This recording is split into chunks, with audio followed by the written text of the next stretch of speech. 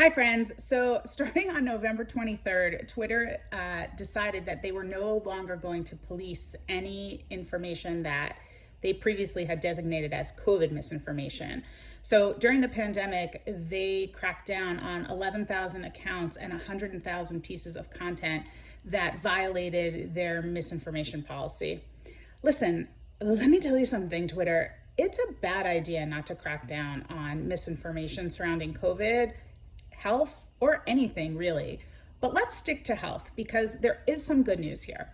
Kairos just released a study that shows that 44% of people trust healthcare organizations as compared to the 24% that trust the internet, as compared to the 13% that trust a friend or family member, which is huge because that means that you, as a healthcare communicator at a healthcare organization, can really impact this misinformation, and your superheroic efforts are super necessary right now.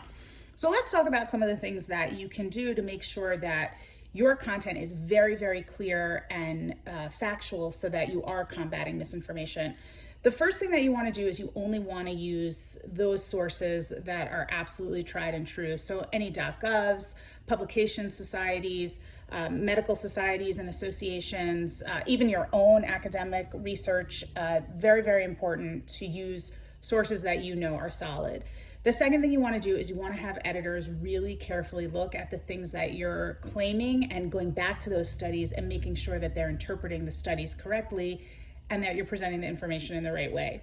The third thing that I think is important to do is to actually combat the misinformation head on. So you can even start by saying, you may have heard X, but we want to explain why Y is really scientifically correct and factual and accurate.